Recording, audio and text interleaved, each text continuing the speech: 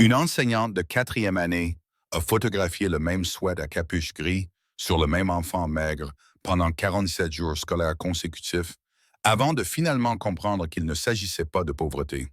C'était une scène de crime. Ethan Cooper, âgé de 10 ans, était systématiquement affamé par ses parents d'accueil qui percevaient une 950 par mois tout en dépensant 14 par jour pour 3 enfants enfermés dans un sous-sol. Le système l'avait laissé tomber à 4 reprises. Un conseiller, un directeur, un enquêteur et toute une congrégation religieuse qui qualifiait ses agresseurs d'anges. Mais lorsqu'Ethan a murmuré 7 mots à 15 à 52 un jeudi, s'il vous plaît, ne me renvoyez pas de là-bas, son enseignante a passé un coup de fil qui allait amener 103 Hells Angels sur le parking d'une école primaire en moins de 2 heures. Ce qu'ils ont découvert a conduit à des arrestations, à une enquête pour fraude d'1 demi-million et à une nouvelle loi nommée d'après un sweat à capuche grise. Et tout a commencé parce qu'une femme a refusé d'arrêter de compter. Voici l'histoire d'Ethan et de Reaper. Et le chiffre 103 est la partie que personne n'avait prévue. Avant de continuer, abonnez-vous à la chaîne et dites-nous d'où vous nous regardez dans les commentaires. Bonne lecture. S'il vous plaît, ne me renvoyez pas là-bas aujourd'hui. Ces 7 mots murmurés par un enfant qui avait appris que parler ne faisait qu'empirer les choses transperçaient Adam Walsh comme une lame. Il était 15h52 le 15 mai 2025. La salle 214 de l'école primaire Riverside était vide, à l'exception d'eux deux, l'enseignante et l'élève, l'adulte et l'enfant. La seule personne qui avait remarqué est l'enfant qui avait cessé d'espérer que quelqu'un le remarque. Ethan fixait son bureau, tirant ses manches sur ses mains, comme il le faisait toujours, une habitude que Mme Walsh avait notée 34 fois au cours des 2 derniers mois. Elle l'avait observé, compté, enregistré. Parce que les enseignants savent faire la différence entre un élève en difficulté et un enfant en crise. Et Ethan Cooper avait franchi cette ligne quelque part en janvier. Elle s'était placée entre lui et la porte de la classe. Du haut de son mètre 75, elle n'était pas imposante physiquement, mais son langage corporel était clair. Personne ne prend cet enfant sans passer par moi. Ethan, dit-elle doucement, en s'agenouillant à côté de son bureau pour pouvoir le regarder dans les yeux. Tu n'as pas d'ennui. J'ai juste besoin que tu me fasses confiance. Peux-tu me montrer pourquoi tu portes toujours des manches longues, même quand il fait chaud dehors? Les yeux du garçon se remplirent de larmes. Il jeta un coup d'œil vers la porte pour vérifier si quelqu'un était là, puis remonta lentement et prudemment sa manche gauche. Madame Walsh garda un visage professionnel et calme, mais son cœur était brisé. Des ecchymoses, violettes, jaunes, vertes, des marques en forme d'empreintes digitales laissées par des mains qu'il avait saisies violemment.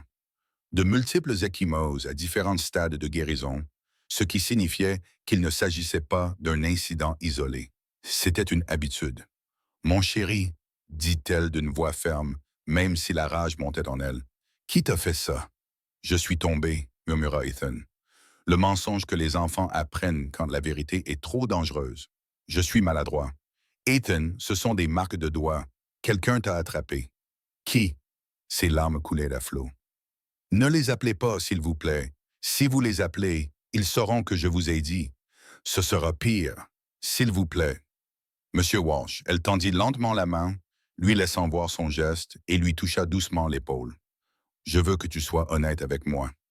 Es-tu en sécurité chez toi? Longue pause, puis voix à peine audible. Non, madame. Sophia et Isabella sont-elles en sécurité? Les 2 plus jeunes filles, ses sœurs adoptives, âgées de 8 et 6 ans. Non, nous avons tous peur. C'est alors que madame Walsh passa l'appel qui allait tout changer. Ce qu'Ethan ignorait, ce à quoi Karen et David Mitchell, ses parents adoptifs, n'avaient pas pensé, c'était que monsieur Jennifer Walsh avait un frère.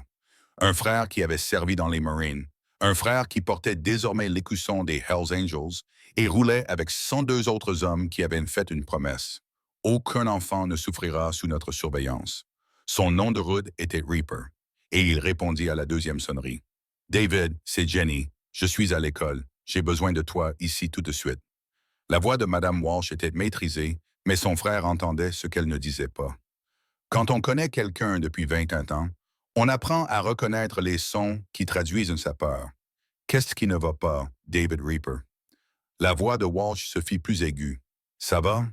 Je vais bien, mais j'ai un élève de 10 ans qui vient de me montrer des marques de doigts sur ses bras.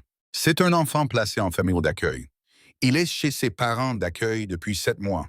David, il est mal nourri, il porte les mêmes vêtements depuis 47 jours, il s'endort en classe à cause de la faim et de la fatigue. Il dort enfermé dans un sous-sol avec 2 autres enfants placés. Les parents d'accueil touchent 9 000 $ par mois et dépensent peut-être 400 $ pour les 3 enfants. Elle entendit David inspirer brusquement.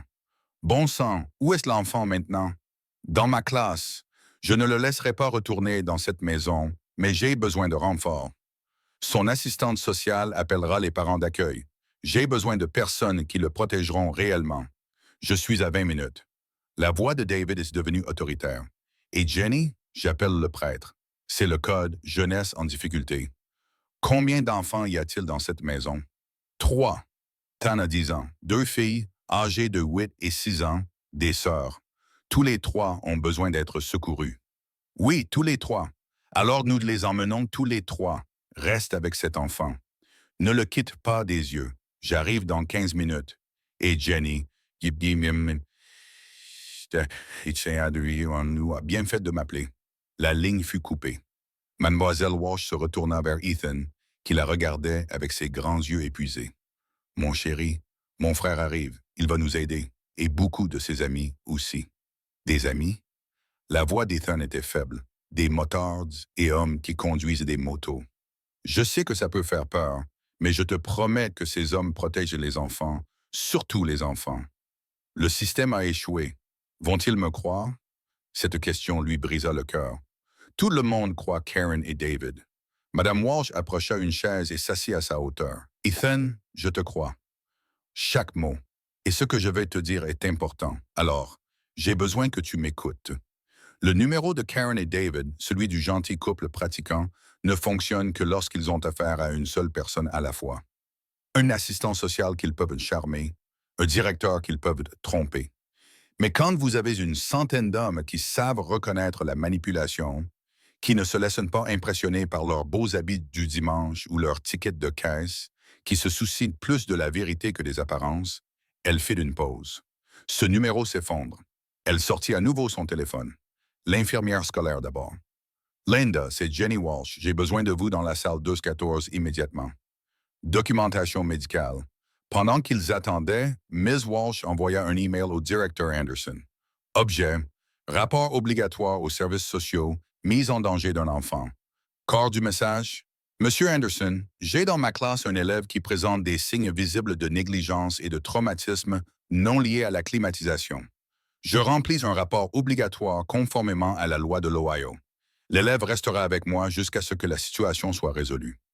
Ne contactez pas les parents d'accueil. Les preuves suggèrent un danger immédiat. Envoyé. Elle appela ensuite la hotline des services sociaux. Elle leur donna l'adresse, les noms des parents d'accueil, Karen et David Mitchell, 3947 Maple Ridge Drive. Elle leur parla des ecchymoses, de la malnutrition, du sous-sol. Le répartiteur lui promit l'intervention d'un assistant social dans les 24 heures. 24 heures. Madame Walsh a regardé Ethan, la terreur dans ses yeux, et s'est dit « Ce n'est pas suffisant ». Elle a envoyé un SMS à son frère. Les services sociaux disent 24 heures. C'est trop long. Ethan est terrifié à l'idée de rentrer chez lui ce soir. La réponse de David a été immédiate. Il ne rentrera pas chez lui. Point final. Nous nous occuperons de la logistique. Garde-le en sécurité jusqu'à mon arrivée. 15 minutes plus tard, le grondement a commencé. Faible au début, lointain, comme le tonnerre roulant à l'horizon. Ethan a levé la tête. « C'est quoi ce bruit? » Madame Walsh a souri. « C'est l'espoir sur 2 roues. » Le grondement s'est transformé en rugissement. Pas une moto, pas 5, des dizaines. Le bruit des moteurs synchronisés, puissants, délibérés. Il a fait trembler les fenêtres de la chambre 214. Ethan se dirigea vers la fenêtre, boitant légèrement à cause de ses jambes affaiblies par la malnutrition, et regarda le parking. Il resta bouche bée. Des motos, des rangées de motos, leurs chromes brillant dans le soleil de fin d'après-midi. Des motards vêtus de cuir descendant de leur monture avec une précision coordonnée. 10 motos devinrent 20, 20 devinrent 40. Elles continuaient d'arriver, se garaient dans le parking supplémentaire de l'autre côté de la rue, s'alignaient en formation comme des soldats se préparant au combat. Sauf que cette bataille ne se livrait pas à coups de poing. Elle se livrait par la présence, par le témoignage, par le genre de fraternité protectrice qui refuse de détourner le regard. Combien? Murmura Ethan. Je ne sais pas encore, mais David a dit tous les frères dans un rayon de 80 millimètres. Madame Walsh posa sa main sur son épaule. Ils sont là pour toi, Ethan. Tous. La porte de la classe s'ouvrit. David Reaper Walsh entra le premier vers. 1,45, bâti comme quelqu'un qui avait passé 20 ans à se tenir prêt pour la mission, même après avoir quitté les Marines. Son gilet en cuir était orné d'écussons. Hells Angels Rocker, section de Columbus, ruban du service militaire. Des mèches grises parsemaient sa barbe sombre. Ses yeux, du même brun chaleureux que ceux de ses sœurs, se posèrent sur Ethan avec une compréhension immédiate. Derrière lui se tenait un homme qui faisait paraître Reaper jeune. Victor Priest Dalton avait 58 ans, une barbe grise, un visage buriné, marqué par 3 décennies de travail mécanique et un chagrin qui ne s'était jamais tout à fait estompé. Il portait l'écusson du président. Ses yeux bleus étaient vifs, observateurs, doux. Il se déplaçait comme quelqu'un qui n'avait rien à prouver, car tout le monde savait déjà tout. Madame Walsh, la voix de Priest était calme, autoritaire. Votre frère m'a dit que nous avons 3 enfants enfermés dans un sous-sol, 2 parents d'accueil qui touchent 9 000 $ par mois et un système qui a déjà échoué à les protéger à 3 reprises. C'est exact, Monsieur Dalton. Appelez-moi Priest. Tout le monde le fait. Il se tourna vers Ethan et son expression s'adoucit quelque peu. Mon garçon, je vais te poser quelques questions. Des questions difficiles, mais tu n'as pas à avoir peur de moi, d'accord? Je sais que j'ai l'air de sortir d'un film d'horreur. Le coin de sa bouche se releva légèrement. Mais ma femme disait toujours, « Dieu m'a fait aussi grand pour que les enfants se sentent en sécurité quand je suis là. » Tu y crois? Ethan acquiesça lentement. Le prêtre approcha une chaise avec précaution, bougeant lentement pour ne pas effrayer le garçon. Il s'assit, il était plus proche du niveau des yeux d'Ethan. « Quel âge as-tu? » « 10 ans, aisément. » Ethan acquiesça. « Tu sais ce que je faisais quand j'avais 10 ans? » Le prêtre se pencha légèrement en arrière. « J'apprenais par cœur des versets de la Bible à la chapelle militaire pendant que mon père servait en Allemagne. Je voulais devenir aumônier comme lui quand je serais grand. Et c'est ce que j'ai fait. J'ai servi pendant 8 ans comme aumônier dans l'armée avant de devenir ça. » Il désigna son gilet. « Le fait est que même à 10 ans, je savais distinguer le bien du mal. Je parie que toi aussi. Et je parie que tu as essayé de faire ce qu'il fallait. Protéger tes sœurs adoptives, faire profil bas, survivre pendant 7 mois. C'est exact. » Des larmes coulaient sur le visage d'Ethan. Il acquiesça. « Tu as tout fait comme il fallait, mon garçon. Tu es resté en vie. Tu as protégé ces filles du mieux que tu pouvais. Et quand ta professeure s'en est aperçue, quand elle s'est souciée suffisamment de toi pour compter les jours où tu portais ce sweat à capuche, tu lui as fait suffisamment confiance pour lui dire la vérité. Cela a demandé plus de courage que la plupart des hommes adultes n'en ont. » La voix du prêtre était douce mais ferme. « Maintenant, c'est à notre tour. Tu as été fort assez longtemps. Nous prenons le relais. » Un autre homme apparut dans l'embrasure de la porte, la cinquantaine corpulent. Il portait des lunettes à monture métallique qui le faisaient ressembler davantage à un comptable qu'à un moteur, ce qu'il avait été pendant 22 ans. « Priest, nous avons 34 frères dehors, plus 27 de Cleveland qui viennent d'arriver. Cincinnati en envoie 23. Dayton en a 19 en route. Nous serons tous là dans moins d'1 heure. » Il jeta un coup d'œil à Ethan, puis à Madame Walsh. « Je m'appelle Marcus Thompson. Mon nom de route est Wire. Je travaillais pour le fisc, où je traquais les fraudes financières. Votre frère m'a dit qu'il manquait environ 500 000 $ dans les fonds destinés à l'aide sociale à l'enfance et que nous devions les retrouver. » Madame Walsh cligna des yeux. « Oui, les comptes ne tombent pas juste. 9 000 $ par mois pendant 5 ans, mais ces enfants n'ont rien. » Wire sortit un petit carnet.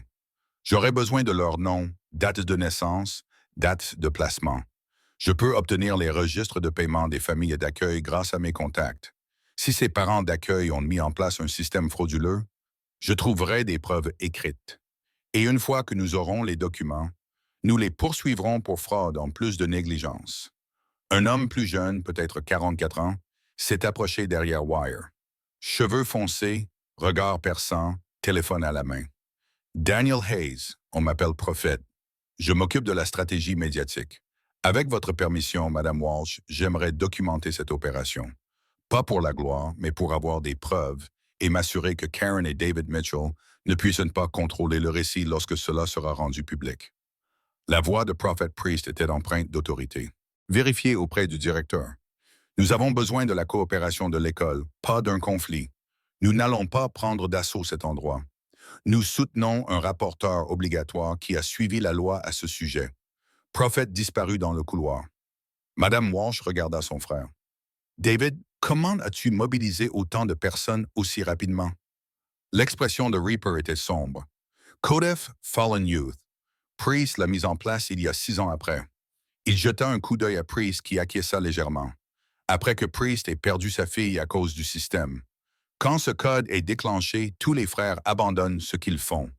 Travail, courses, dîners en famille, peu importe.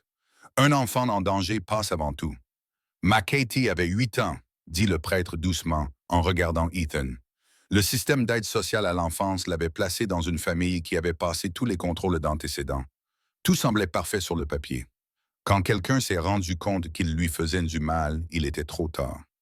Il serra la mâchoire. Elle est morte il y a 26 ans. Et depuis, j'ai passé chaque jour à m'assurer qu'aucun autre enfant ne subisse ce qu'elle a subi. Alors quand votre professeur a appelé Reaper et que Reaper m'a appelé, ce code ne pouvait signifier qu'une chose. Nous n'arrêterons pas tant que ces enfants ne seront pas en sécurité. Ethan fixa Priest, puis murmura « Votre fille est morte. » Oui, mon garçon, parce que le système l'a laissé tomber. Parce que les personnes qui étaient censées la protéger ont choisi de détourner le regard. Parce que les travailleurs sociaux ont cru les mensonges racontés par des adultes plutôt que la vérité dite par une petite fille effrayée. La voix de Priest resta ferme. Mais voici ce que j'ai appris. Parfois, le système est défaillant. Parfois, la cavalerie ne vient pas des travailleurs sociaux, de la police ou des tribunaux. Parfois, elle vient de personnes que la société vous apprend à craindre. Et ce n'est pas grave. Ce qui compte, c'est qui se présente. Il se leva et posa une main ridée sur l'épaule d'Ethan. Nous sommes là pour vous, pour Sophia, pour Isabella. Et Karen et David Mitchell sont sur le point d'apprendre que faire du mal aux enfants a des conséquences. L'infirmière de l'école, Linda Morrison, était arrivée pendant la conversation. Elle avait 61 ans, les cheveux gris, un visage aimable et elle était très précise. Elle avait passé 35 ans à documenter les blessures des enfants, suffisamment pour savoir faire la différence entre les accidents survenus dans la cour de récréation et les blessures intentionnelles. Elle photographia les bras d'Ethan sous plusieurs angles, en gros plans sur chaque ecchymose. Elle les mesura à l'aide d'une petite règle, notant la largeur et l'espacement des marques de doigts. Elle rédigea son rapport avec une précision clinique. 4 ecchymoses distinctes sur l'avant-bras gauche, de couleur violette indiquant une blessure récente, estimée à 2 à 4 jours. 3 ecchymoses sur l'avant-bras droit, de couleur jaune et verte, estimée à 7 à 14 jours. Le motif correspond à une prise violente par la main d'un adulte. Les multiples blessures à différents stades de guérison indiquent des incidents répétés au fil du temps. D'après mon évaluation professionnelle, ces blessures correspondent à un traumatisme non accidentel. Elle examina ses mains, son cou, vérifia son cuir chevelu, lui demanda gentiment s'il avait d'autres douleurs, nota son poids, 26 kilos, dangereusement insuffisant pour un garçon de 10 ans qui devrait peser entre 31 et 34 kilos. Lorsqu'elle eut terminé, elle remit son rapport à Madame Walsh. Ce sont des preuves médicales. Lorsque les services sociaux arriveront, remettez-leur ceci. Ce ne sont pas des ouï-dire. Ce n'est pas une observation subjective. C'est une preuve documentée que cet enfant a été maltraité. Merci, Linda. L'infirmière a regardé Priest. Vous êtes le président du club de motards. Oui, madame. Tant mieux, car les services sociaux ont déjà laissé tomber cet enfant une fois. Ils sont venus dans cette maison il y a 3 semaines et sont repartis sans rien faire. Alors, quoi que vous ayez prévu, assurez-vous que ces enfants ne retournent pas là-bas. Priest avait le visage impassible. Madame, je vous promets que ces parents d'accueil ne toucheront plus jamais ces enfants. À 17h, 103 motos étaient garées sur le parking. Ethan se tenait à la fenêtre, Madame Walsh à ses côtés, regardant les motos arriver. Cleveland Chapter, Cincinnati, Dayton. Des frères de 4 villes différentes convergeaient vers l'école primaire Riverside parce qu'une enseignante avait appelé son frère et qu'un frère avait activé un code. Le directeur Anderson est apparu dans l'embrasure de la porte, le teint pâle. Mademoiselle Walsh, il y a plus de 100 motos devant mon école. Oui, Monsieur Anderson, ce sont les amis de mon frère. Ils sont là pour assurer la sécurité d'Ethan pendant que nous attendons les services sociaux. C'est tout à fait inhabituel. Tout comme le fait qu'un enfant soit affamé et battu dans un foyer d'accueil agréé pendant que tout le monde détourne le regard. La voix de Madame Walsh était calme. J'ai déposé un rapport obligatoire. J'ai des documents médicaux. J'ai des témoignages. Et j'ai 103 hommes qui refusent de laisser cet enfant retourner chez ses agresseurs pendant que nous attendons un système qui l'a déjà laissé tomber 3 fois et qui se présentera peut-être dans 24 heures. Le prêtre s'avança et tendit la main. Directeur Anderson, Victor Dalton, je m'excuse pour cette présence dramatique. Nous ne sommes pas ici pour causer des problèmes. Nous sommes ici pour soutenir Mme Walsh dans le respect de la loi. Elle est tenue de signaler les cas de maltraitance infantile qu'elle a découverts.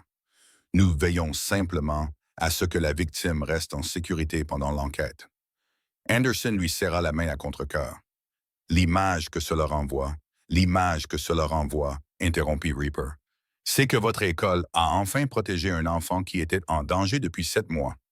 L'image que l'on donne, c'est qu'un enseignant s'est suffisamment soucié de la situation pour compter 47 jours. L'image que l'on donne, c'est que lorsque le système a réagi trop lentement, la communauté a réagi rapidement. Prophet est apparu avec son téléphone. Monsieur le directeur Anderson, les médias locaux posent des questions. Voici ce que je vous recommande. Vous publiez une déclaration indiquant que le personnel de l'école primaire Riverside a suivi les protocoles de signalement obligatoires, que l'élève est en sécurité et que les membres de la communauté coopèrent avec les autorités. Vous pouvez être le directeur qui a protégé un enfant ou le directeur qui s'est soucié de l'apparence du parking pendant qu'un enfant de 16 ans retournait chez ses agresseurs. À vous de choisir. Anderson regarda tour à tour Prophet, Priest, Reaper et Madame Walsh, puis Ethan, toujours debout près de la fenêtre, maigre et épuisé, mais plein d'espoir pour la première fois depuis des mois. Très bien. L'enfant restera ici jusqu'à l'arrivée des autorités compétentes, mais je veux une déclaration écrite de votre club attestant que vous n'interférez pas avec le fonctionnement de l'école. C'est fait. Priest sortit son téléphone, tapa quelque chose, puis le montra à Anderson. Une déclaration de coopération juridique stipulant que les témoins pacifiques soutenant un déclarant obligatoire n'interfèrent pas, ne menacent pas, mais sont simplement présents. Anderson la lut, acquiesça d'un signe de tête raide, puis partit. Madame Walsh poussa un soupir de soulagement. Merci, il a changé d'avis. Le prêtre sourit légèrement. La plupart des gens le font quand ils réalisent que nous ne sommes pas les méchants dans cette histoire. Wire apparut avec un ordinateur portable. Vous avez les relevés de paiement? Le département de l'emploi et des services sociaux de l'Ohio a confirmé les dates de placement et les paiements mensuels. Vous voulez entendre quelque chose qui va vous mettre en colère? Tout le monde se tourna pour écouter. Ethan, placé en octobre 2024, 2500 $ par mois. Sophia et Isabella Martinez, placées en novembre 2024, 6400 $ par mois à elles deux, car elles sont sœurs. Revenu mensuel total actuel de ces 3 enfants, 9 250 $, soit 111 000 $ par an, net d'impôts. Madame Walsh se sentit mal. Combien dépense-t-il réellement pour les enfants? Wire a ouvert un autre écran. J'ai consulté leur relevé de carte de crédit. Ne me demandez pas comment. Vous ne voulez pas le savoir. Les achats alimentaires pour 5 personnes s'élèvent en moyenne à 400 $ par mois. Les achats de vêtements pour enfants au cours des 7 derniers mois, 0. Les achats de fournitures scolaires, 43 $ au total. Les frais médicaux pour les enfants, une visite aux urgences en décembre, ont été couverts par l'assurance. Leur marge bénéficiaire après des dépenses minimales pour les enfants est d'environ 8 000 à 800 $ par mois. Plus de 100 000 $ par an, dit Reaper doucement. Ils dirigent une entreprise. Les enfants sont leur stock. Wire acquiesça d'un air sombre. Et ça empire. J'ai trouvé leur placement précédent. Ils ont eu 11 enfants différents en 5 ans. La durée moyenne du placement était de 6 à 8 mois. Aucun n'a été adopté. Aucun n'est resté longtemps. Chacun de ces enfants était une source de revenus qui a été écartée lorsqu'ils sont devenus trop difficiles ou ont commencé à poser des questions gênantes. 11 enfants, a chuchoté Madame Walsh. Combien d'entre eux ont été blessés? Nous allons le découvrir. Priest a sorti son téléphone. Wire, envoyez-moi ces noms. Prophète, contactez les anciens enfants placés si vous pouvez les retrouver. Nous avons besoin de témoignages. Si les Mitchell font cela depuis 5 ans, il y a des témoins qui ont atteint l'âge limite ou qui ont été déplacés. Quelqu'un finira par parler. Un autre homme entra dans la salle de classe, plus âgé, la soixantaine, se déplaçant avec la précision prudente de quelqu'un qui a connu le combat. Il portait un insigne médical sur son gilet. James Rodriguez, on m'appelle Bones, médecin de combat au Vietnam. Je porte une trousse médicale depuis 55 ans. Il regarda Ethan. Fiston, quand as-tu vu un médecin pour la dernière fois? Ethan réfléchit. En septembre, lors de la visite médicale scolaire. Et tu es maigre, couvert de bleu, épuisé. Tes parents d'accueil t'emmènent chez le médecin. Non, monsieur. Karen dit que les médecins coûtent cher et que les enfants n'en ont pas besoin, sauf s'ils sont mourants. Bones serra les mâchoires. D'accord. Donc, négligence et négligence médicale. Quand nous aurons sorti ces enfants de là, je ferai un bilan de santé complet pour les 3. Tout sera documenté. Un homme plus jeune, peut-être 49 ans, est apparu avec 3 sacs à dos. Il était grand, mince, d'allure intellectuelle malgré son gilet en cuir. Il portait un écusson d'enseignant. Thomas Morrison enseignait l'histoire au lycée avant les coupes budgétaires. Il est toujours bénévole dans des programmes d'alphabétisation. Il a brandi les sacs à dos. J'ai des kits d'urgence pour les enfants, des vêtements de rechange, des collations, de l'eau, des petits jouets, des brosses à dents, des couvertures. J'ai pensé qu'ils auraient besoin d'objets réconfortants. Madame Walsh avait les larmes aux yeux. Vous êtes venu préparer. Le code jeunesse en difficulté signifie que nous planifions des opérations de sauvetage d'enfants. Nous avons des protocoles. Le professeur s'est agenouillé à côté d'Ethan. « Hé, mon grand, tu as faim? » Ethan a hoché la tête, les yeux fixés sur le sac à dos. Le professeur l'a ouvert, en a sorti une barre granola, des tranches de pommes et un jus de fruits. Commence par ça. Ne mange pas trop vite si tu n'as pas mangé régulièrement. Ethan prit la nourriture avec des mains tremblantes, ouvrit la barre granola comme si c'était un trésor, mangea lentement, prudemment, comme s'il avait peur que quelqu'un la lui enlève. Tous les adultes présents dans la pièce regardèrent un garçon de 10 ans manger une barre granola comme si c'était son premier repas depuis des jours. Parce que c'était probablement le cas. « Combien de frères sont dehors en ce moment? » demanda Madame Walsh. « 81, » répondit Reaper en vérifiant son téléphone. « Les autres sont en route. Nous serons au complet dans 1 heure. Quel est le plan? » Le prêtre a croisé les bras. « Pour l'instant, nous attendons les services sociaux tout en assurant une présence protectrice. Ethan reste ici avec vous jusqu'à ce que la garde soit établie. Lorsque les services sociaux arriveront, nous aurons les documents médicaux, les témoignages et les preuves financières prêts. Nous leur rendrons impossible de clore cette affaire comme ils l'ont fait il y a 3 semaines. Et quand ils emmèneront les enfants, nous les suivrons. Où qu'ils placent ces enfants, nous maintiendrons notre présence, sans être intrusifs, mais simplement visibles. Karen et David Mitchell doivent savoir qu'ils ne peuvent pas exercer de représailles, menacer ou intimider les témoins. Et si les services sociaux tentent de renvoyer ces enfants dans cette maison, la voix de Priest se fit glaciale. Nous leur faisons clairement comprendre que cela n'arrivera pas. Madame Walsh regarda son frère. Est-ce légal? Nous sommes des citoyens privés qui exerçons notre droit de réunion pacifique pour soutenir une affaire de protection de l'enfance. Nous ne menaçons personne. Nous n'enfreignons aucune loi. Nous sommes simplement présents. Reaper sourit d'un air sinistre. Il s'avère que lorsqu'un des 3 hommes se présente pour s'occuper de 3 enfants placés en famille d'accueil, tout le monde commence soudainement à s'en soucier. C'est drôle comme ça marche. Prophète réapparut. Les services sociaux envoyaient quelqu'un immédiatement et non dans 24 heures. Ils disaient que, compte tenu de la réaction de la communauté et des preuves médicales disponibles, ils accéléraient la procédure. En d'autres termes, White disait que 103 motos les avaient suffisamment inquiétés pour qu'ils fassent leur travail. Priest acquiesça. Bien, c'est exactement pour cela que nous sommes ici. À 18h47, l'enquêteuse des services sociaux est arrivée.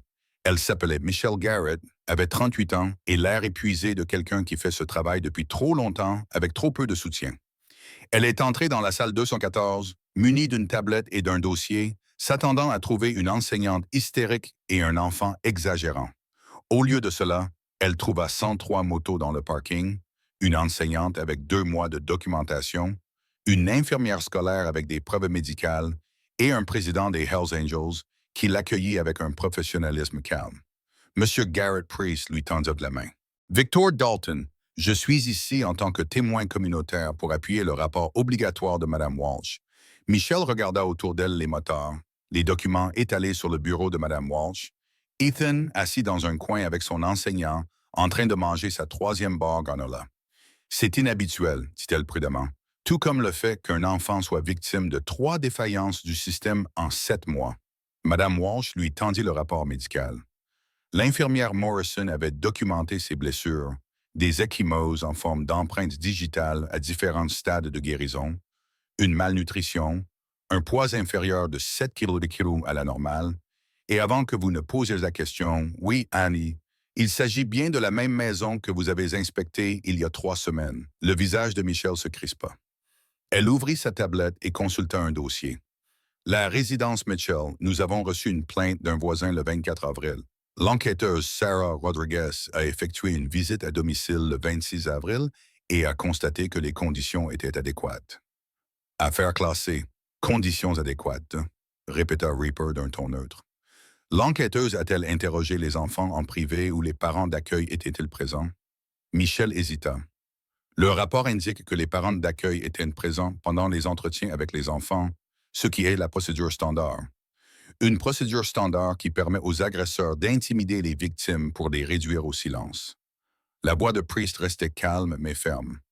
Mademoiselle Garrett, je ne suis pas ici pour vous compliquer la tâche. Je suis ici pour m'assurer que vous disposez de tout ce dont vous avez besoin pour bien faire votre travail. Nous avons des documents médicaux. Nous avons des preuves financières de fraude. Nous avons des témoignages. Et nous avons 3 enfants qui doivent être retirés de leur foyer d'urgence ce soir. Je ne peux pas simplement retirer les enfants sans suivre les procédures appropriées. Wire s'avança avec son ordinateur portable. Madame, je suis Marcus Thompson, ancien enquêteur judiciaire de l'IRS. Avec votre permission, j'aimerais vous montrer les preuves financières que nous avons compilées. Michel cligna des yeux. Vous avez enquêté sur leurs finances, les registres publics, l'historique des paiements provenant des bases de données de l'État, les achats par carte de crédit qui font partie des dossiers judiciaires d'une affaire sans rapport. Wire tourna son écran vers elle. Karen et David Mitchell reçoivent 9 250 $ par mois pour l'accueil de 3 enfants. En 5 ans, ils ont reçu environ 555 000 $ en paiement pour l'accueil d'enfants. Leurs dépenses documentées pour les enfants s'élèvent à 28 000 $ au total. Cela représente un écart de 527 000 $. Michel fixa les chiffres. C'est de la fraude. C'est une exploitation systématique d'enfants vulnérables à des fins lucratives. Wire ouvrit un autre écran. Et voici le schéma. 11 enfants placés en familles d'accueil différents en 5 ans. Durée moyenne de placement, 6 à 8 mois. Aucun n'a été adopté. Ils font tourner les enfants, encaissent les paiements, leur fournissent des soins minimaux, et lorsque les enfants commencent à montrer des signes de détresse ou à poser des questions, ils demandent de nouveaux placements. Avez-vous des témoignages d'anciens enfants placés en famille d'accueil? Prophète s'avança. J'y travaille. J'ai localisé 3 anciens enfants placés en famille d'accueil qui ont atteint l'âge limite ou ont été déplacés. 2 d'entre eux ont accepté de parler aux autorités. Le 3e est encore trop traumatisé. Michel semblait dépassé. Cela dépasse mes compétences. S'il y a des preuves de fraude, il faut en référer aux forces de l'ordre et à l'unité d'enquête sur les fraudes. Nous nous en occuperons, dit Priest. Mais pour l'instant, ce soir, ces 3 enfants doivent être retirés d'urgence. Pouvez-vous le faire? Michel regarda Ethan, son corps maigre, ses yeux épuisés, la façon dont il sursautait lorsqu'elle bougeait trop vite. Elle avait vu suffisamment d'enfants maltraités pour en reconnaître un. Oui, dit-elle doucement. Je peux demander la garde d'urgence, mais je dois interroger les 3 enfants séparément et inspecter la maison. Alors allons-y. Priest sortit son téléphone. Des frères sont déjà postés chez les Mitchell. Présence pacifique, aucune ingérence. Mais si ses parents d'accueil tentent de s'enfuir ou de détruire des preuves, nous le saurons. Michel écarquilla les yeux. Vous avez des gens chez eux en ce moment même. 15 frères se relaient dans la rue. Propriété publique, légale, visible. Reaper croisa les bras. Nous ne sommes pas des justiciers, mademoiselle Garrett.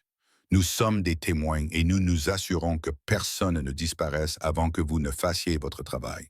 Vous pensez peut-être qu'une centaine de motards débarquant dans une famille d'accueil, c'est le chaos assuré, de l'intimidation, de la violence qui couvre sous le cuir et le chrome. Et peut-être qu'il y a quelques années, c'est exactement ce qui se serait passé. Mais il ne s'agissait pas d'intimidation. Il s'agissait d'être présent, de rendre impossible pour le mal de se cacher à la vue de tous lorsque 103 hommes refusaient de détourner le regard. Car voici ce que Karen et David Mitchell n'avaient pas prévu. Leur stratagème ne fonctionnait qu'en privé. Leur charme, leur image de pratiquant, leur comportement de couple chrétien modèle, tout cela s'est effondré lorsque leur public est devenu trop important pour être manipulé. À 19h23, le véhicule de Michelle Garrett s'est arrêté au 3847 Maple Ridge Drive, suivi de 2 voitures de police et de ce qui ressemblait à un défilé de motos. 15 motos étaient déjà garées le long du trottoir.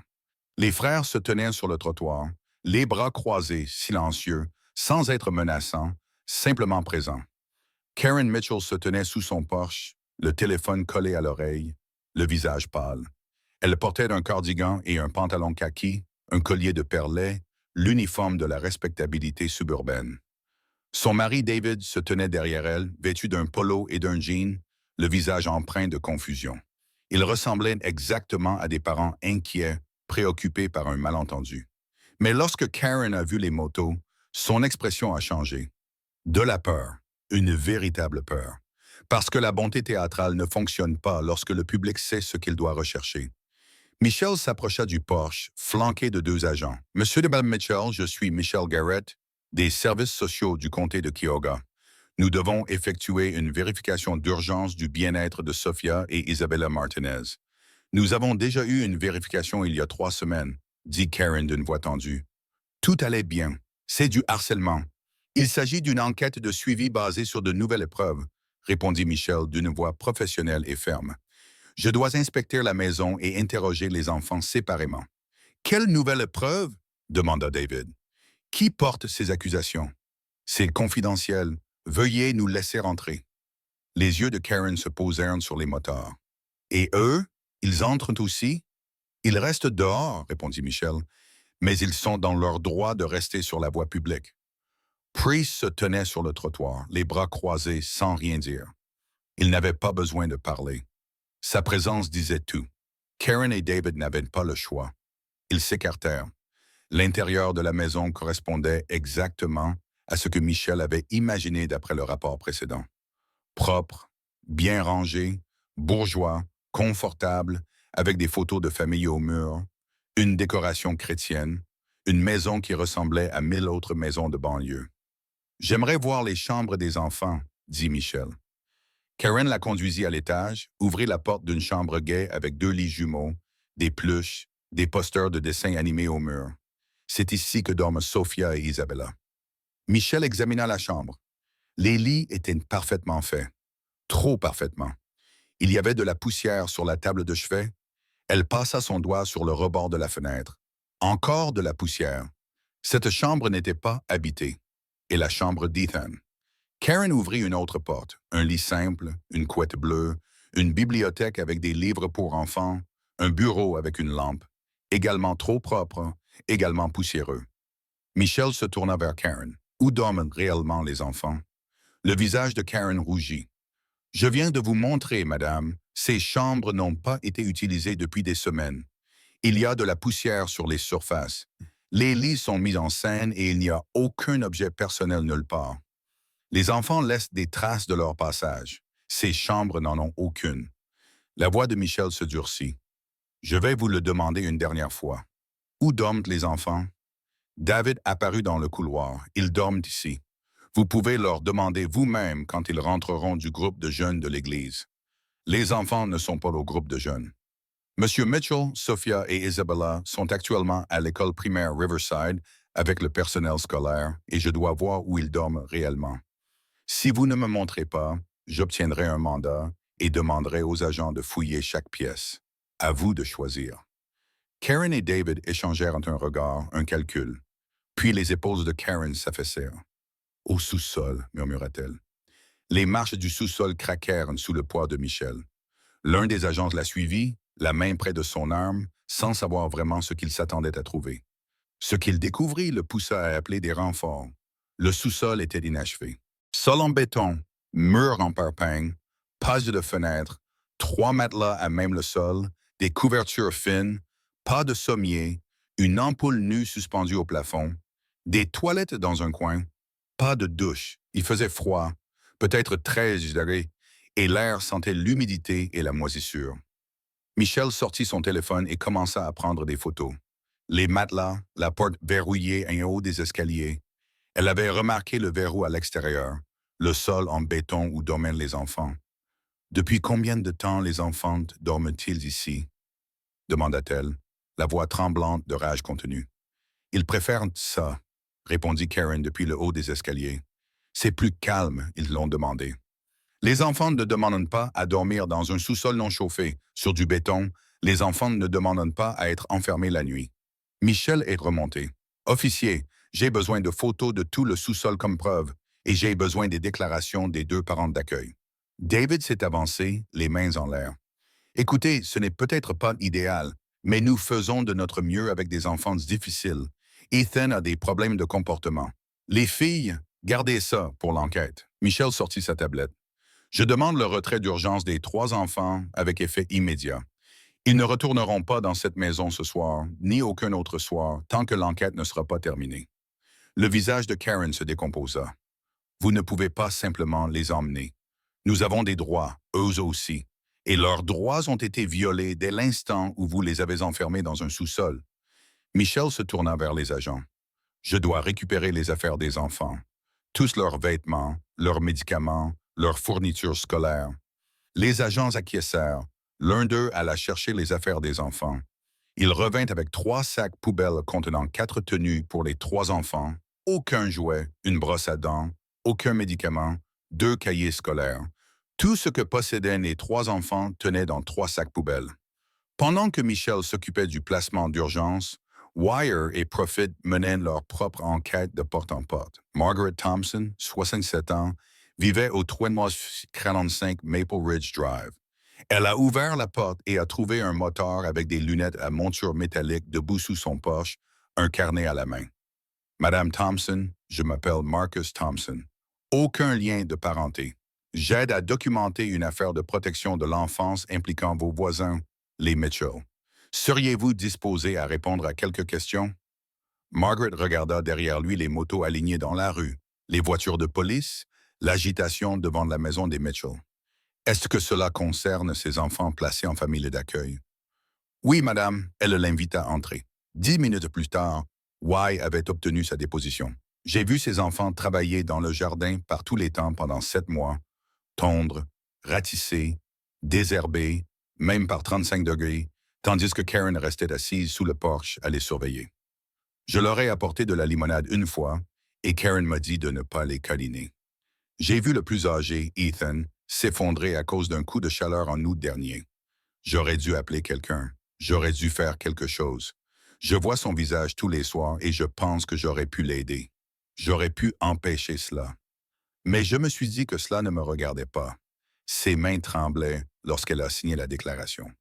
Robert Chen, 45 ans, habitait de l'autre côté de la rue. Il a fait un témoignage similaire. Ma fille a invité Ethan à sa fête d'anniversaire.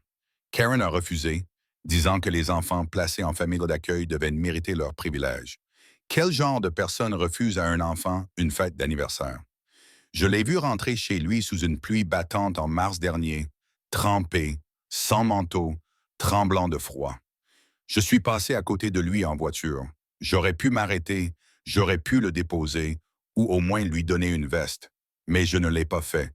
Je me suis dit que ce n'était pas mon rôle d'intervenir. Maintenant, je sais que c'était exactement mon rôle. Sandra Peterson, assistante administrative de l'Église, a fourni un témoignage financier.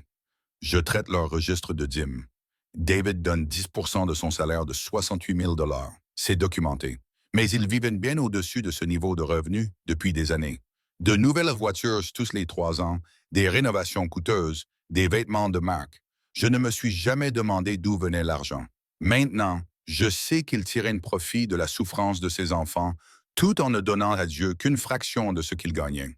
Honnêtement, 3 voisins, 3 témoins, 3 personnes qui ont vu et n'ont rien fait jusqu'à ce soir. À 20h45, Prophet avait localisé 2 anciens enfants placés en famille d'accueil. La première avait maintenant 16 ans et avait été chez les Mitchell à l'âge de 11 ans. Elle a accepté de répondre à une interview téléphonique, la voix tremblante. Je n'ai tenu que 8 mois là-bas. J'avais tout le temps faim. Ils me faisaient nettoyer leur maison de fond en comble tous les week-ends. Quand j'en ai parlé à mon assistante sociale, Karen a dit que je mentais pour attirer l'attention. Ils m'ont transféré dans une autre famille et j'étais tellement contente de partir. J'ai essayé d'oublier cet endroit. Mais quand j'ai appris qu'ils avaient encore des enfants, que personne ne les avait arrêtés, j'aurais dû me battre plus fort. J'aurais dû convaincre quelqu'un de me croire. Le deuxième ancien enfant placé en famille d'accueil avait 14 ans et vivait avec eux depuis l'âge de 9 ans. Ils sont très doués pour faire semblant. Quand mon assistante sociale venait, ils nous faisaient nous habiller correctement, sourire et dire que tout allait bien. Karen nous coachait. Si tu dis la vérité, ils te sépareront de tes frères et sœurs. Si tu dis la vérité, tu iras dans un endroit pire. Je la croyais, j'ai menti pour me protéger, et maintenant, d'autres enfants ont souffert parce que j'avais trop peur de parler. Prophet a enregistré chaque mot.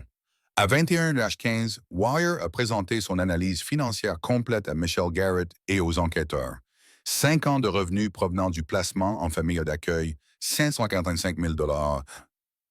Dépenses documentées pour des enfants, 28 000 $ au total. Argent manquant, 527 000 $. Cet argent a été versé sur les comptes personnels de Karen Mitchell, puis investi et épargné.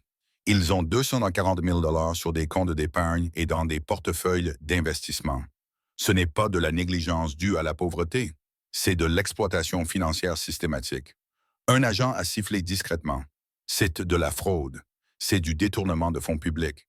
Ce sont des enfants utilisés comme source de profit. Wire a déclaré sans détour.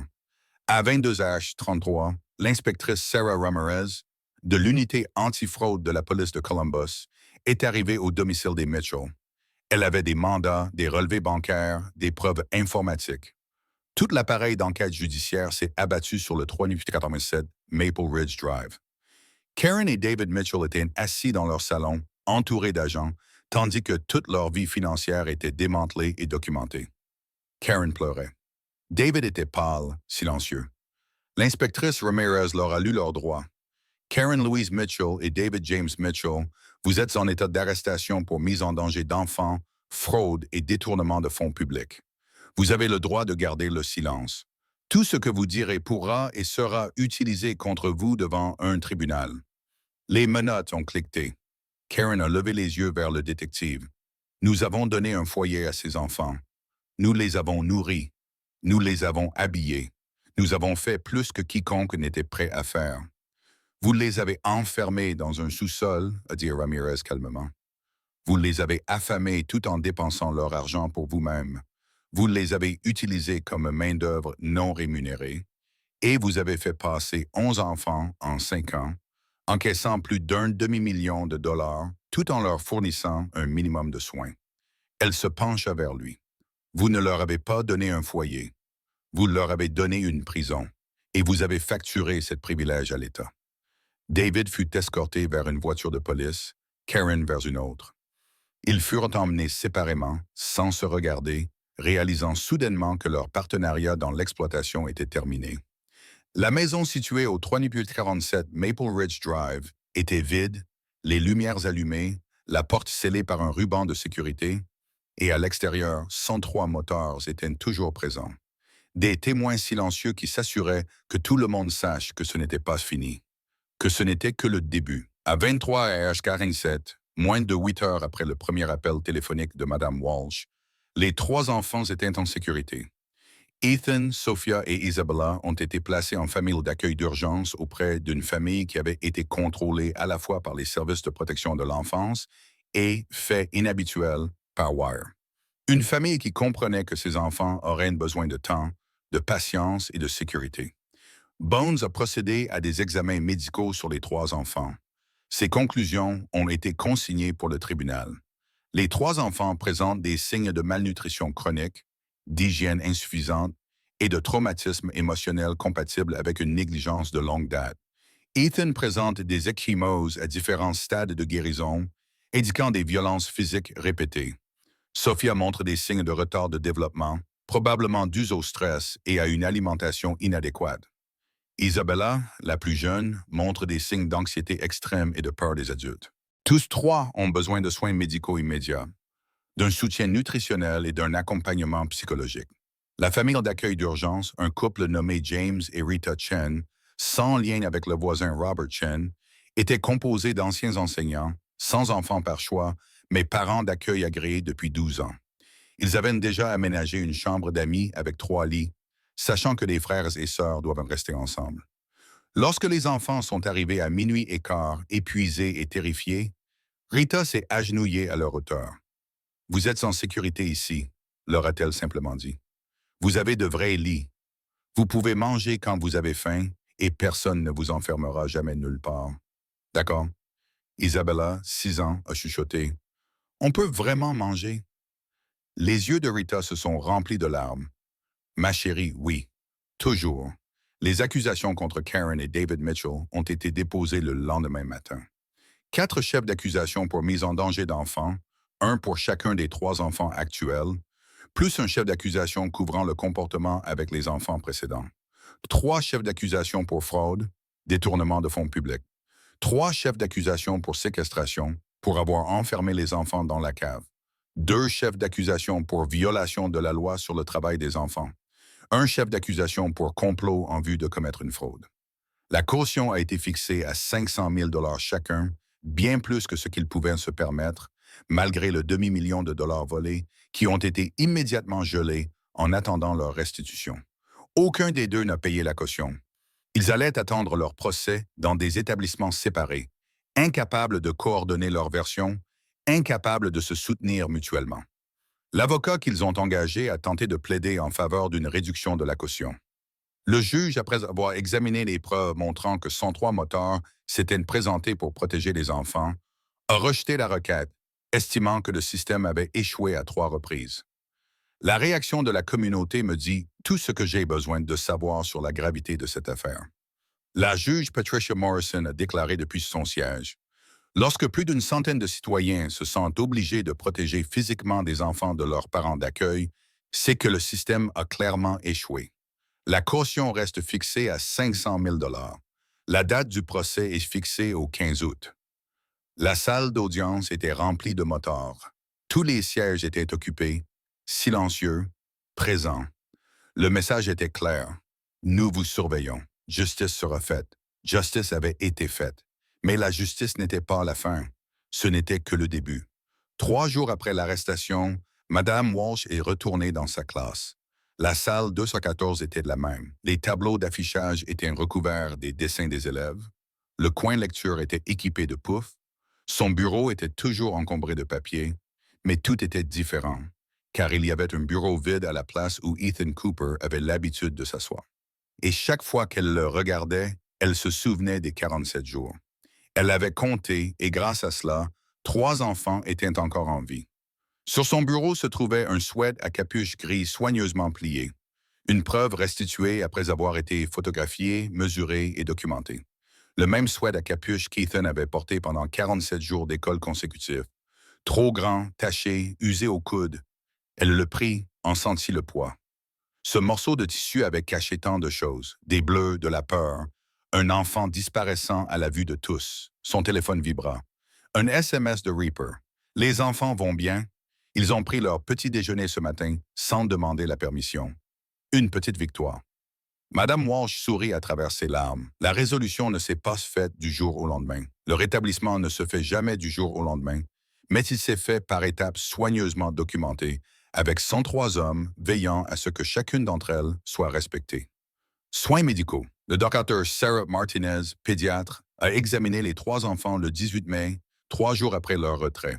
Ses conclusions étaient exhaustives et déchirantes. Ethan, gravement mal nourri, présentait des signes de retard de croissance. Sa taille n'avait pas augmenté depuis 8 mois, ce qui est préoccupant pour un enfant de son âge. Il pesait 26 kilos, alors qu'il aurait dû peser au minimum entre 31 et 34 kilos. Il présentait des ecchymoses correspondant à des violences physiques répétées. Recommandations. Rééducation nutritionnelle sous surveillance médicale, kinésithérapie, suivi psychologique. Avec des soins appropriés, le rétablissement physique devrait intervenir dans les 6 à 8 mois. Le rétablissement émotionnel prendra plus de temps. Sophia souffrait de malnutrition et présentait des retards de développement dans le langage et les interactions sociales, probablement dus à un stress chronique et à une alimentation inadéquate. Son asthme n'était pas correctement pris en charge. Les parents d'accueil ne lui administraient pas ses médicaments. Recommandations. Soutien nutritionnel, orthophonie, prise en charge de l'asthme, soutien psychologique. Isabella, la plus jeune et la plus vulnérable, présente des signes de retard de croissance non seulement physique, mais aussi émotionnel. Extrêmement anxieuse en présence d'adultes, en particulier d'hommes. Terreur nocturne documenté, recommandations, thérapie par le jeu, soins adaptés au traumatisme, routine cohérente, patience, coordination avec le docteur Martinez pour assurer une transition en douceur entre les rendez-vous médicaux.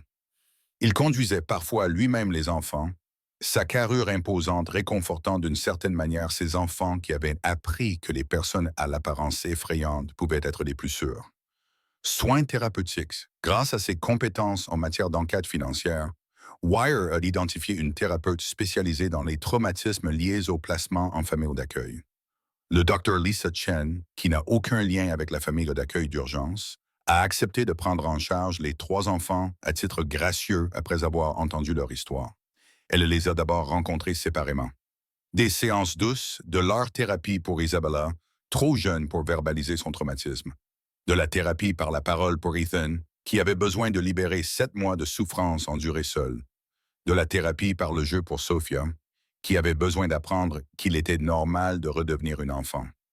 Après la première séance, le Dr Chen a dit à Rita, « Ces enfants survivaient, ils ne vivaient pas.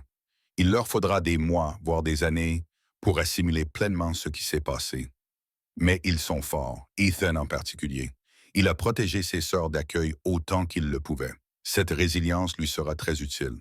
Protection juridique, ordonnance restrictive déposée contre Karen et David Mitchell avant même qu'ils ne soient libérés sous caution, ce qu'ils n'ont jamais été. Les ordonnances étaient exhaustives.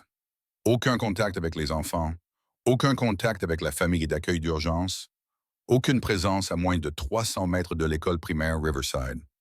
Le prêtre s'est assuré que le détective Ramirez avait organisé, indexé et recoupé les preuves financières. Il fallait empêcher leurs avocats de brouiller les pistes. Il a déclaré que ses enfants méritaient une justice irréprochable. La procureure Amanda Wilson était connue pour sa poursuite agressive des affaires de maltraitance d'enfants. Lorsqu'elle a vu les documents de Wire, elle l'a appelé personnellement. C'est l'affaire de fraude financière la plus claire que j'ai vue en 10 ans. Je vais ajouter des chefs d'accusation. Quand j'aurai fini, les Mitchell ne verront pas la lumière du jour avant une décennie. Logement et stabilité. La maison de James et Rita Chen est devenue un refuge. 3 chambres à l'étage, une pour chaque enfant, même si la première semaine, les 3 ont dormi ensemble dans la chambre de Sophia et Isabella. Ils avaient peur d'être séparés, même en sécurité. Rita a mis en place une routine. Petit déjeuner à 7 heures, toujours plus de nourriture qu'il ne pouvait en manger. Et quand il demandait « On peut se resservir ?» elle répondait « Bien sûr, vous n'avez jamais à demander la permission pour manger ici. » Dîner à 18 heures, à la bonne franquette. Chacun prenait ce qu'il voulait. La première semaine, les enfants ont caché de la nourriture dans leurs poches. Rita ne les a pas grondés. Elle leur a simplement dit « Il y en aura toujours plus demain, mais si vous voulez en garder pour plus tard, ce n'est pas grave. » À la 3e semaine, ils ont arrêté de faire des réserves. James, ancien professeur de lycée, les aidait à faire leurs devoirs, sans les presser, simplement en étant disponible. Quand Ethan s'est excusé de s'être endormi pendant les exercices de maths, James lui a dit « Ton cerveau est en train de guérir, mon grand. Le sommeil fait partie du processus. Nous réessaierons demain. » Thomas Morrison, enseignant spécialisé dans l'intégration communautaire et membre des Hells Angels, qui avait été professeur d'histoire, s'est porté volontaire pour donner des cours particuliers aux 3 enfants 2 fois par semaine. Il a apporté des livres, des jeux, du matériel artistique et a redonné aux enfants le goût d'apprendre. Il a aidé Ethan à rattraper son retard dans les matières où il avait pris du retard. Non pas parce qu'Ethan n'était pas intelligent, mais parce qu'il est difficile d'apprendre quand on a faim et qu'on est terrifié. Il a aidé Sophia à lire en utilisant des histoires d'enfants courageux qui surmontaient des obstacles. Elle s'est identifiée à chacun d'entre eux. Il a joué à des jeux éducatifs avec Isabella, lui apprenant les chiffres à l'aide de blocs de construction et les couleurs à l'aide de la peinture. Elle a commencé à sourire pendant leur séance. Prophet a documenté leur établissement pour le procès, mais aussi pour quelque chose de plus grand. Il a créé une présentation sur le Code des jeunes en difficulté, son fonctionnement, son importance et ce qui se passe lorsque les communautés décident de protéger les enfants vulnérables. Il l'a partagé avec d'autres clubs, d'autres villes et d'autres communautés qui souhaitaient reproduire ce modèle. Y a créé un fonds fiduciaire pour l'avenir des enfants. L'argent provenait des sections des Hells Angels, des dons de membres de la communauté qui avaient entendu parler de l'histoire et de la restitution qui finirait par provenir des comptes gelés des Mitchell. À la fin du mois de juin, le fonds fiduciaire contenait 87 000 $, suffisamment pour financer les études universitaires, la formation professionnelle ou tout autre avenir que ses enfants choisiraient. Retour à l'école. Le 2 juin, 3 jours avant la date limite initiale des vacances d'été, Ethan était retourné à l'école primaire Riverside. Non pas en tant qu'élève terminant l'année, il était trop tard pour cela, mais pour récupérer ses affaires et dire au revoir à Madame Walsh. Il est entré dans la salle 214, vêtu de nouveaux habits à sa taille. Ses cheveux étaient propres, coupés, soignés. Son visage avait repris des couleurs. Il avait pris 2 kilos en 2 semaines, sous la surveillance attentive du Dr Martinez. Madame Walsh s'est levée de son bureau lorsqu'elle l'a vu. Ils se sont regardés longuement. Puis Ethan a couru vers elle et l'a serrée dans ses bras, les larmes coulant sur son visage. « Merci », a-t-il murmuré. « Merci d'avoir compté. » Madame Walsh le serra dans ses bras, pleurant elle aussi. « Je compterai toujours, mon chéri. Chaque jour, chaque enfant, je compterai toujours. » Il s'écarta et s'essuya les yeux. « Je peux garder le sweat à capuche? » Elle regarda le sweat gris posé sur son bureau, celui qui avait caché les bleus, la faim et 7 mois de souffrance. « Pourquoi veux-tu le garder? » « Parce que tu l'as remarqué. Pendant 47 jours, vous avez compté. Vous m'avez vu alors que personne d'autre ne m'a vu. » Sa voix était plus forte maintenant, plus confiante. Ce sweat me rappelle que quelqu'un s'est soucié suffisamment de moi pour compter, pour que je ne sois pas invisible. Madame Walsh le lui tendit. « Alors, il est à toi. » Ethan le plia soigneusement et le serra contre sa poitrine. « Je vais le donner à une organisation de défense des enfants placés en famille d'accueil, avec une note qui dira « Voici à quoi ressemble le fait de remarquer quelqu'un. Compter les jours. Assurer la justice financière pour les enfants. » Le 12 juillet, Y a présenté son audit financier complet au bureau du procureur. Les chiffres définitifs, revenus total des placements en famille d'accueil. 2019 à 2025, 155 000 $. Dépenses documentées pour les enfants, 28 000 $ de bénéfices, 527 000 $. De plus, Wire a découvert des polices d'assurance-vie sur 2 anciens enfants placés en famille d'accueil. Les 2 enfants sont décédés alors qu'ils étaient pris en charge par Mitchell Care, l'un en raison d'une négligence médicale en 2021, l'autre à la suite d'un accident en 2022. Les polices s'élevaient à un total de 164 000 $. Les 2 décès avaient fait l'objet d'une enquête et avaient été jugés accidentels à l'époque. Ces affaires ont été rouvertes. Le procureur a ajouté des chefs d'accusation. 2 chefs d'accusation de meurtre avec circonstances aggravantes sur la base de preuves selon lesquelles les Mitchell avaient délibérément refusé des soins médicaux à d'anciens enfants placés en famille d'accueil tout en conservant des polices d'assurance-vie. Le procès était prévu pour le 15 août. Le procès. Le procès a duré 4 jours. Chaque jour, la salle d'audience était remplie de membres des Hells Angels, silencieux, présents, témoins de la justice. L'accusation a présenté des preuves médicales fournies par le docteur Martinez et l'infirmière Morrison. Des documents photographiques et des registres financiers du sous-sol montrant un bénéfice de 527 000 $. Les témoignages de Margaret Thompson, Robert Chen et Sandra Peterson. Les témoignages de 2 anciens enfants placés en famille d'accueil. Le témoignage d'Ethan, recueilli par vidéoconférence afin de le protéger. L'analyse financière de Wire. Les preuves de décès suspects antérieurs. La défense a tenté de faire valoir que les Mitchell étaient dépassés, qu'ils avaient commis des erreurs mais avec de bonnes intentions, que les enfants étaient difficiles et perturbés. Le jury a délibéré pendant 90 minutes, coupable de tous les chefs d'accusation. Le verdict a été rendu 2 semaines plus tard, le 29 août. La juge Patricia Morrison a regardé Karen et David Mitchell, tous deux vêtus de combinaisons orange, refusant de se regarder. En 30 ans de carrière, je n'ai jamais vu une exploitation aussi calculée d'enfants vulnérables. Vous n'avez pas commis d'erreur. Vous avez dirigé une entreprise. Les enfants étaient votre stock. Leur souffrance était votre marge bénéficiaire. Et lorsque des enfants précédents sont morts sous votre garde, vous avez encaissé l'argent de l'assurance et êtes passé à de nouvelles victimes. Elle a marqué une pause. Karen Mitchell, 15 ans de prison d'État, pas de possibilité de libération conditionnelle avant 10 ans. David Mitchell, 18 ans de prison d'État, pas de possibilité de libération conditionnelle avant 12 ans. Vous devrez également verser une indemnisation totale de 527 000 $ à un fonds fiduciaire pour vos victimes, ainsi qu'une indemnisation supplémentaire aux familles des 2 enfants décédés sous votre garde. Le marteau est tombé. Karen sanglotait. David était assis, figé, abasourdi. À l'extérieur du palais de justice, le prêtre s'adressa aux médias rassemblés. Il ne s'agit pas de vengeance. Il s'agit de responsabilité et de s'assurer que chaque enfant placé en famille d'accueil sache que quelqu'un veille sur lui, que quelqu'un se soucie de lui, que quelqu'un sera là pour lui. Derrière lui, 103 motos étaient alignées dans la rue. Une promesse tenue.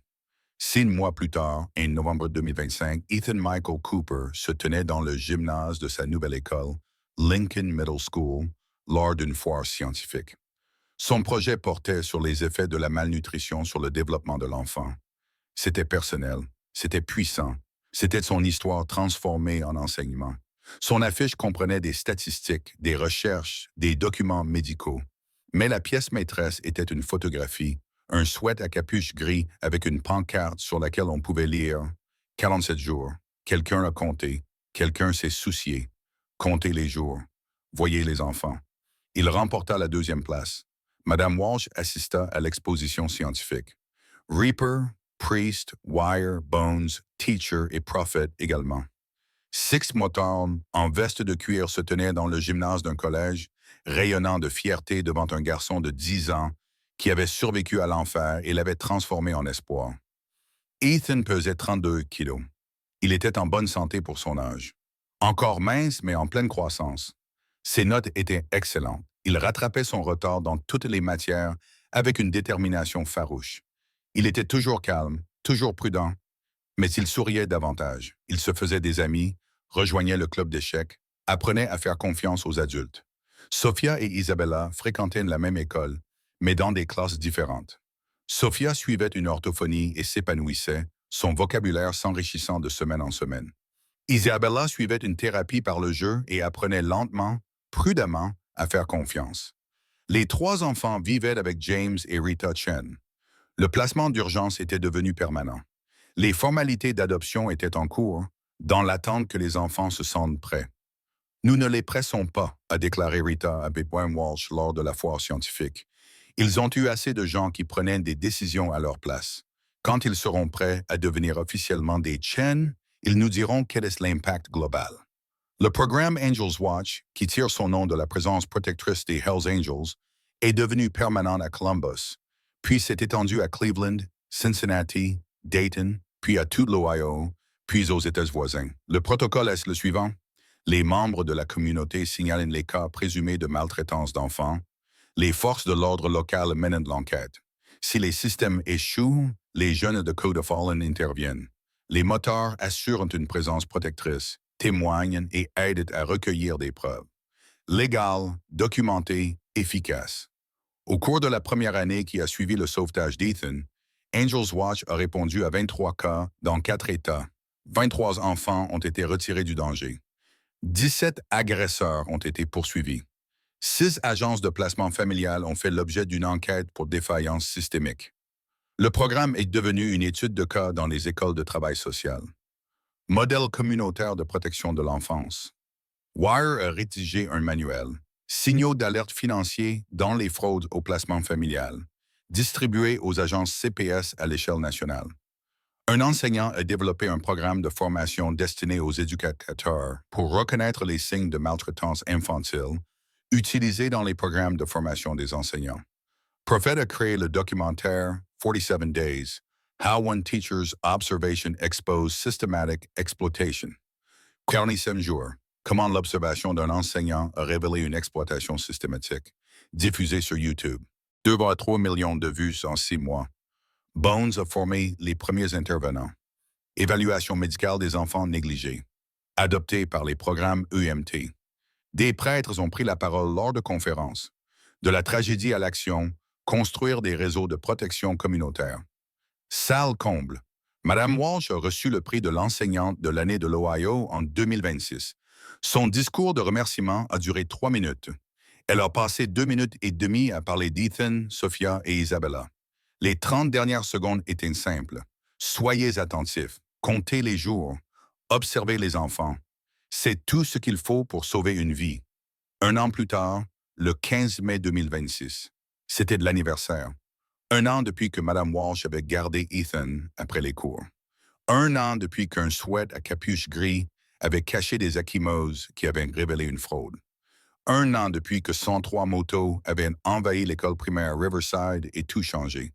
La section de Columbus des Hells Angels avait organisé un événement communautaire dans son clubhouse. Pas une fête, mais une veillée, un souvenir, une promesse. Les familles étaient présentes. D'anciens enfants placés en famille d'accueil qui avaient trouvé la guérison. Des travailleurs sociaux qui avaient appris à regarder plus loin. Des enseignants qui avaient appris à compter.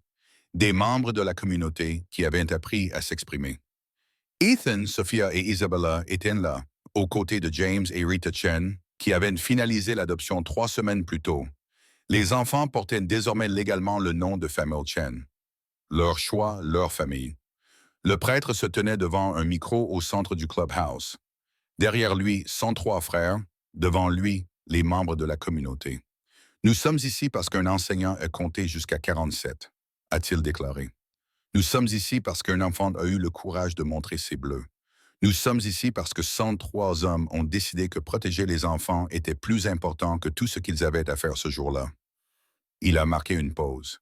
Katie, ma fille, est morte il y a 27 ans parce que personne n'est venu à son secours. Je n'ai pas pu la sauver. Mais grâce à ce que nous avons appris en la perdant, nous avons sauvé Ethan, nous avons sauvé Sophia, nous avons sauvé Isabella, et nous continuerons à sauver des enfants tant qu'il y aura des enfants à sauver. La foule était silencieuse. Ce n'est pas une histoire de motards, a poursuivi Priest. C'est une histoire de communauté. Margaret Thompson, qui a témoigné même si cela lui faisait mal. Robert Chen, qui a admis qu'il aurait dû aider plus tôt. Sandra Peterson, qui a révélé les schémas financiers. Madame Walsh, qui a compté les jours. Wire, qui a suivi les traces de l'argent.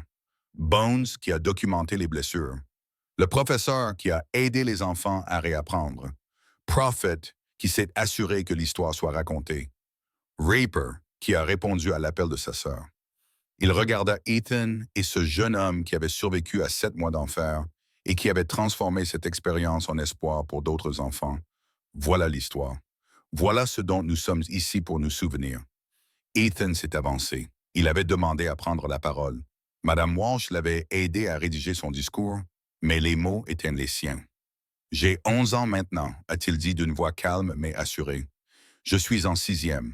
Je suis dans le tableau d'honneur. Je fais partie du club d'échecs. J'ai des amis. J'ai une famille. J'ai assez à manger. J'ai un lit bien chaud. J'ai des gens qui tiennent à moi. » Il prit une inspiration. Mais j'ai failli ne pas l'avoir. Si Mme Walsh ne m'avait pas pris en compte, si elle avait détourné le regard comme tout le monde, je ne sais pas si je serais ici aujourd'hui. Je serais peut-être encore dans ce sous-sol. Je serais peut-être mort comme les enfants avant moi. Je ne sais pas, sa voix se raffermit. Mais je suis ici parce que des gens sont venus. Des gens à l'apparence effrayante. Des gens avec des motos, des blousons en cuir et des écussons censés symboliser le danger. Mais c'étaient les personnes les plus sûres que j'avais jamais rencontrées, car elles ne se contentaient pas de dire qu'elles se souciaient de moi ici, elles le prouvaient. Il regarda Priest, Reaper, les 103 hommes qui étaient venus pour lui. Alors, si vous écoutez cette histoire, si vous entendez parler de ce qui s'est passé, ou ce que je veux que vous sachiez, vous n'avez pas besoin d'une moto pour sauver quelqu'un. Vous n'avez pas besoin de 103 amis. Vous devez simplement être attentif, compter les jours, remarquer quand quelque chose ne va pas et vous soucier suffisamment pour agir. Il a brandi son téléphone et a montré une photo sur l'écran. Le sweat à capuche gris, désormais encadré et accroché dans un centre de défense des familles d'accueil dans le centre-ville de Columbus. 47 jours. Quelqu'un l'a compté. Quelqu'un s'est soucié. C'est tout ce qu'il a fallu, le message. Cette histoire ne parle pas vraiment de motards, d'écussons ou de motos rugissantes venues à la rescousse. Elle parle d'un enseignant qui a été attentif. Elle parle d'un enfant qui a trouvé le courage de montrer ses bleus. Elle parle d'une communauté qui a décidé que cela suffisait. Et elle parle du simple mais puissant geste de remarquer, de compter, de refuser de détourner le regard lorsqu'un enfant disparaît sous nos yeux. Car voici la vérité que Karen et David Mitchell n'ont jamais comprise. Le mal repose sur le silence. Il prospère dans l'isolement. Il gagne lorsque les communautés choisissent le confort plutôt que la confrontation, lorsque les voisins choisissent la politesse plutôt que la protection, lorsque les systèmes choisissent l'efficacité plutôt que l'empathie. Mais lorsqu'une personne compte jusqu'à 47, lorsqu'un enseignant documente le même sweat à capuche gris pendant 47 jours d'école consécutifs, ce silence se brise lorsque 103 hommes se présentent pour dire « Nous observons, nous sommes témoins, nous ne nous en allons pas ». Le mal perd son camouflage. Quand une communauté décide que protéger les enfants est plus important qu'éviter les conversations gênantes avec les voisins, les prédateurs perdent leur pouvoir. Si vous vous êtes déjà senti invisible, cette histoire est pour vous. Parce qu'Ethan s'est senti invisible pendant 7 mois jusqu'à ce que quelqu'un compte. Si vous avez déjà douté qu'une seule personne puisse faire la différence, cette histoire est pour vous.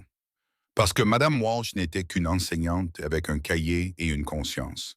Si vous avez déjà regardé quelqu'un d'effrayant et supposé qu'il représentait un danger, cette histoire est pour vous. Parce que les hommes qui ont sauvé Ethan ressemblaient à des cauchemars, mais ont agi comme des anges. Il y a des Ethan partout. Dans les écoles, dans les foyers d'accueil, dans les églises, dans les quartiers. Des enfants disparaissent au vu et au su de tous, tandis que les adultes trouvent des excuses, détournent le regard ou se convainquent que quelqu'un d'autre s'en occupera. Vous n'avez pas besoin de 103 motos pour changer le cours des choses. Vous devez être attentif, écouter quand un enfant hésite, remarquer quand quelqu'un porte les mêmes vêtements pendant des semaines, poser des questions dérangeantes. Soyez suffisamment attentif pour intervenir, même si votre voix tremble. Comptez les jours. Observez les enfants, soyez présents. Car la différence entre Ethan qui s'épanouit aujourd'hui et Ethan qui meurt dans ce sous-sol se résume à un simple choix. Un enseignant a décidé de compter. Que comptez-vous? Que remarquez-vous? Quel enfant dans votre entourage a besoin que quelqu'un soit présent? Le sweat à capuche gris accroché dans ce centre de défense n'est pas seulement un mémorial. C'est un défi. Comptez, remarquez, prenez soin, agissez. C'est ainsi que vous sauvez une vie. Si cette histoire vous a ému, abonnez-vous à Gentle Bikers et partagez-la avec quelqu'un qui a besoin de l'entendre. Commentez ci-dessous et dites-nous qui était votre mise. Walsh, qui s'est manifesté alors que personne d'autre ne l'a fait. Ou si vous attendez toujours que quelqu'un vous remarque, dites-le nous. Nous sommes à votre écoute. Cette communauté vous observe. Vous n'êtes pas invisible. Et si vous êtes enseignant, voisin ou membre d'une communauté et que vous voyez un enfant en difficulté, n'attendez pas 47 jours. Comptez jusqu'à 1. Remarquez-le dès aujourd'hui, car chaque jour compte lorsqu'un enfant souffre. Nous reviendrons la semaine prochaine avec une autre histoire sur des personnes qui ont réagi lorsque les systèmes ont échoué. D'ici là, n'oubliez pas que les héros ne portent pas toujours des capes. Parfois, ils portent du cuir. Parfois, ils ont un cahier. Parfois, ce sont juste des gens ordinaires qui ont refusé de détourner le regard. Restez bienveillant. Restez vigilant. Restez prêt à intervenir. Madame Walsh garde une photo sur son bureau. On y voit Ethan, en 6e année, à la foire scientifique, debout à côté de son projet primé, entouré de 6 motards en veste de cuir, tous souriants comme des oncles fiers. La légende dit 47 jours, quelqu'un l'a compté. Et chaque matin, lorsqu'elle entre dans la salle 214, elle regarde cette photo et se souvient que chaque enfant mérite d'être compté. Chacun d'entre eux.